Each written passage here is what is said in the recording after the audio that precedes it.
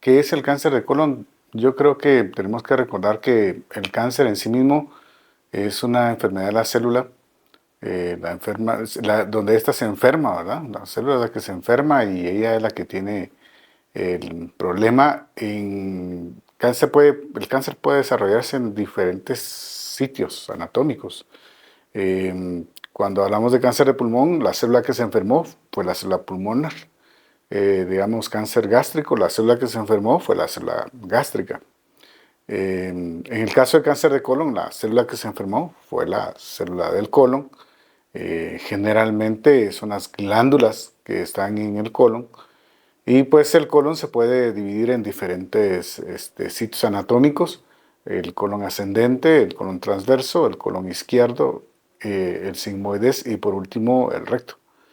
Eso es anatómicamente, ¿verdad? Respecto de dónde está ubicado el colon, pues es la parte más distal del tracto digestivo, es donde ocurre principalmente la absorción de nuestros alimentos y donde pues sucede la excreción básicamente de todo aquello de lo que nos alimentamos y que el cuerpo decide que no es de provecho para él, ¿verdad? Entonces, como para concretar, ¿verdad? Esta es una enfermedad de la célula, propiamente dicho, de las glándulas del colon, decíamos de manera no exclusiva, pero sí en su mayor parte. El 95% de los tumores nacen en esas células, ¿verdad?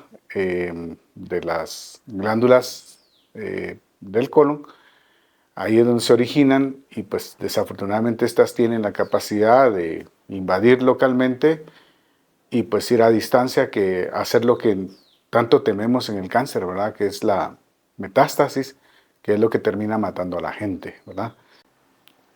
Pues desafortunadamente no existe un síntoma exclusivo de decir, es como me dio fiebre, por eso es que tengo cáncer de colon. Pero sí algunos datos que nos pueden orientar un poco, ¿verdad? Por ejemplo, dolor y distensión abdominal, es decir, que cuando uno come se sienta uno lleno muy rápido, o que los gases no pasan, por ejemplo. La presencia de sangrado a nivel de las heces cuando uno defeca, principalmente sangre eh, reciente, sangre tierna, como diríamos, ¿verdad? No sangre negra, sería otro de los síntomas que podríamos tener. Por supuesto que anemia por el mismo sangrado podríamos tener como síntoma de cáncer de colon. Una masa palpable en el sitio donde se originó la lesión sería otro de los signos o síntomas que podrían estar relacionados, pero no tenemos un dato exclusivo de poder decir, esto es el síntoma exacto, específico por el cual esta persona tiene cáncer de colon. Eso no existe, solo tenemos que sí estar con el hecho de poder conocer nuestro cuerpo, ¿verdad? Entre otros, el asintamiento de las heces, es decir, que las heces se adelgacen, por ejemplo, nos puede hablar de cáncer de recto, pero no tenemos, otra vez, no tenemos un dato concreto, específico de cómo podemos decir, esta persona tiene cáncer de colon. El dolor, por ejemplo, es uno de los síntomas, ¿verdad?, del cáncer de colon, pero desafortunadamente el dolor se presenta en etapas avanzadas, ¿verdad? Como se mencionaba, hay etapas en el cáncer, en todos los tumores existen etapas, pero la presencia de dolor específicamente es ya exclusivo prácticamente de una enfermedad en etapa avanzada. Y ahí es donde no quisiéramos encontrar a las personas, ¿verdad? O sea, quisiéramos encontrar a las personas en las etapas más iniciales y por ende se deberían de hacer estudios de escrutinio. Respecto a los factores de riesgo para cáncer de colon, pues diríamos que el factor genético es importante, pero solo en un 5 o un 10% de los casos. No podemos acusar tantos tumores eh, por la herencia, aunque sí puede suceder, claro que sí, si papá tuvo, si tienen alguna mutación en sus genes, pues por supuesto que puede favorecer la formación de una neoplasia, no solo del colon, sino de todo el trayecto digestivo. Pero los factores de riesgo más importantes ciertamente en su mayoría son prevenibles. Y es que eso es lo bonito de esta enfermedad, que en su mayor parte la enfermedad es altamente prevenible. Entonces, creo que lo que sí debemos de hacer mucho es comer sanamente. Empecemos por allí.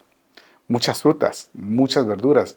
Cuanto más fibra le podemos pasar a nuestro organismo, eso es mucho mejor, ¿verdad? Es decir, si queremos hacer prevención, debemos de tratar de mantener un estilo de vida saludable. Decíamos frutas y verduras, fibra principalmente, pero la natural, vamos, no es aquello de que voy a comprar los frascos envasados de fibra y me lo voy a terminar para que voy a evitarme el riesgo de desarrollar cáncer de colon, eso no. Entre las otras cosas, sí, el sedentarismo. Hacer ejercicio disminuye el riesgo de desarrollar cáncer. Y no solo cáncer de colon, sino también tumores en algunos otros sitios anatómicos. Eso es imprescindible. Comer mucha carne, ¿verdad? Aumenta el riesgo de desarrollar cáncer de colon, principalmente si las carnes son rojas y si son carnes procesadas. Hay estudios que dicen que las personas que comen 4 onzas nada más de carnes rojas al día, no es mucho, hasta eso no es mucho. Cada 4 onzas de carnes rojas al día aumentan su riesgo de desarrollar cáncer de colon en un 30%. Las personas que comen bastantes carnes procesadas, todas esas carnes frías, jamones, todas las carnes frías, 30 gramos, es decir, 1 onza, vamos, no es mucho, ¿verdad? Las personas que comen carnes procesadas, bastantes carnes procesadas, aumentan su riesgo de desarrollar cáncer de colon 20%, con 1 onza al día, no es mucho, ¿verdad? Sí, el sedentarismo es importante, como lo mencionábamos, ¿verdad? Comer sanamente es importante para poder disminuir ese riesgo. Yo creo que respecto a las etapas clínicas de los pacientes y la posibilidad de supervivencia, como dijimos, ¿verdad? Quisiéramos encontrar a la mayor parte de nuestros pacientes en etapas iniciales. Tanto así que las personas que tienen cáncer de colon en etapa 1, todos los tumores, la gran mayoría de tumores los dividimos en 4 etapas, que van desde la 1 hasta la 4. La 1 es la etapa más inicial, la etapa 4 es la más tardía, la más avanzada es la que consideramos incurable. En la etapa 1, las posibilidades de curación son superiores al 80-85%, es decir, 80 de cada 100 personas, 85 de cada 100 personas pueden curarse. En la etapa 2, la posibilidad de supervivencia a 5 años va cercana al 70%. 70%, 7 personas de cada 10 pueden curarse.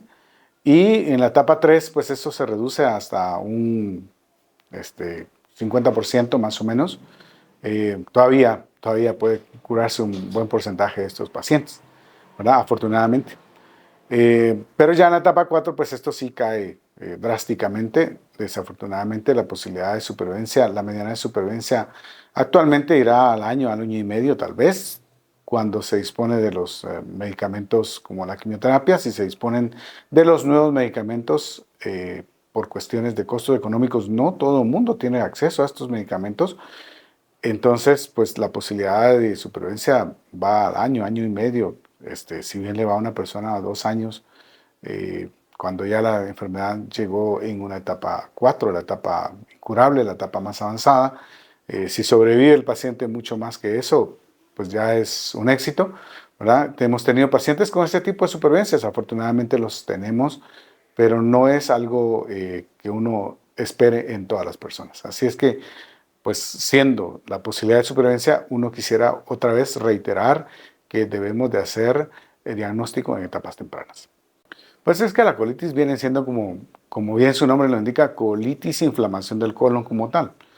Pues presenta los síntomas similares a los que serían los de cáncer de colon, muy similares, porque puede provocar diarrea, puede provocar estreñimiento, ¿verdad? Inflamación, distensión abdominal, que otra vez que el paciente se sienta como hinchado después que come, ¿no? Los síntomas sí, estamos de acuerdo que son muy similares de la colitis con el cáncer de colon y son parte del diagnóstico diferencial.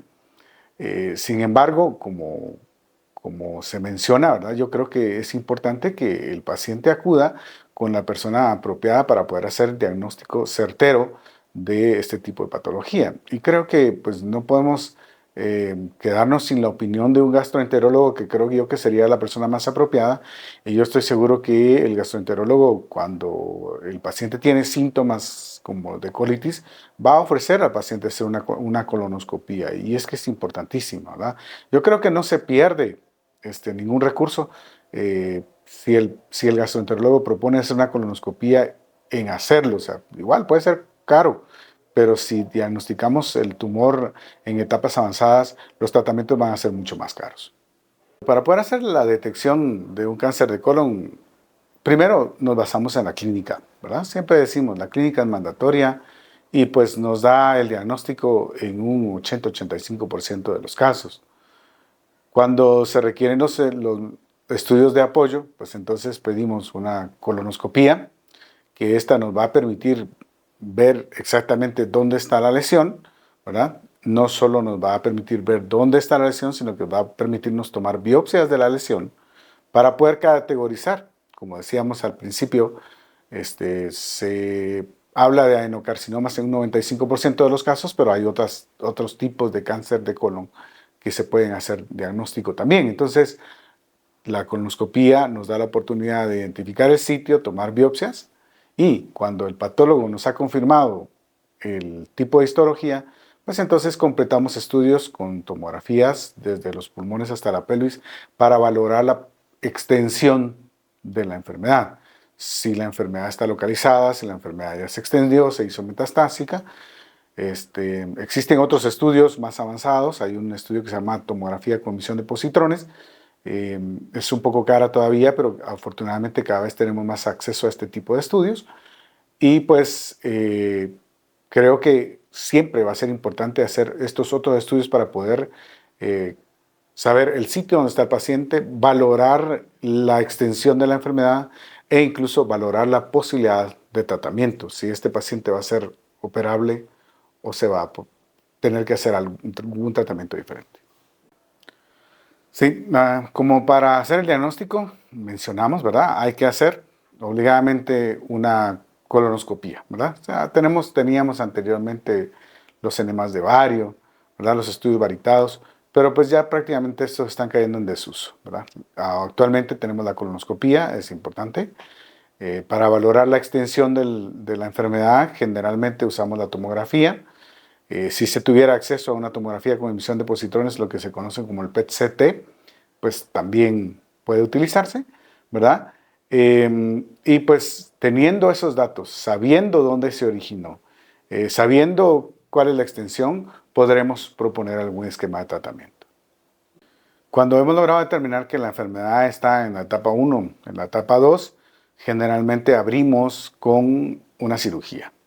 Este servidor es internista, de este servidor es la clínica, ¿verdad? No hace este servidor ese tipo de procedimientos, pero sí necesitamos de un procedimiento de un cirujano, por lo menos cirujano de colon y recto, que es la persona apropiada que debería hacer este tipo de procedimientos, ¿verdad? Para poder tratar a estos pacientes. En la etapa 1 y 2 generalmente no ofrecemos quimioterapia, excepto que tenga el tumor en sí mismo algunos factores de riesgo, es decir, que haya estado perforado, por ejemplo, cuando se hizo el diagnóstico, que este tumor haya invadido alguna estructura circundante y que no se haya podido resecar por completo, que sea un tumor de alto grado de malignidad o que se hayan resecado muy pocos ganglios. Principalmente serían los factores por los cuales podríamos ofrecer quimioterapia en la etapa 2. En la etapa 1 generalmente no ofrecemos quimioterapia. En la etapa 3 obligadamente ofrecemos quimioterapia después del procedimiento quirúrgico y cuando el paciente tiene un tumor que no parece ser resecable al principio, se puede ofrecer quimioterapia antes de la cirugía, luego la cirugía y después otro poco de quimioterapia. En la etapa 4 generalmente usamos quimioterapia y si se tiene acceso a los nuevos medicamentos, pues generalmente podemos ofrecer quimioterapia en asociación con estos otros medicamentos nuevos. Respecto a las recomendaciones a la prevención, creo que nunca vamos a poder recalcar tanto el hecho de poder mantener un estilo de vida saludable. Debemos mantener un estilo de vida saludable. Muchas frutas, muchas verduras, ¿verdad? Y lo hemos dicho tal vez en algún otro programa, y lavarse los dientecitos 3 veces al día, ¿verdad? Eso es importantísimo. Lo otro que debemos de hacer en cuanto a prevención, todas las personas que no tienen antecedentes familiares de tener un cáncer de colon, pues estas personas a partir de los 50 años debemos hacer una colonoscopia. Siempre, todos. A partir de los 50 años debemos de hacer una colonoscopia y según los hallazgos, entonces se pueden repetir las colonoscopias a cada 5 o a cada 10 años, ¿verdad? No hay que esperar a tener síntomas, porque como lo hemos recalcado, desafortunadamente el cáncer en las etapas iniciales no provoca síntomas, generalmente no, ¿verdad? No hay que esperar a tener los síntomas, hay que hacer el escrutinio, hay que estar uno constantemente pensando en ello. Ahora tenemos mucho más cáncer de colon que en el pasado. Cuando este servidor recién terminó la especialidad, no veíamos tanto cáncer de colon como vemos ahora. Ahora vemos este tumor con mucha frecuencia. Yo diría que acá en este país es el segundo tumor del trayecto digestivo más importante, ¿verdad? Y creo que hay que ponerle mucha atención a este. Cuando ya hemos hecho el diagnóstico, pues obviamente hay que dejarse comandar por una persona, un especialista que sepa realmente lo que está haciendo. Debe ser el oncólogo clínico el que debe de dirigir el tratamiento. Creo que eso es invariable, ¿verdad? Para que se decida en qué momento va a ir la cirugía, en qué momento va a ir la quimioterapia, si ésta se requiriera.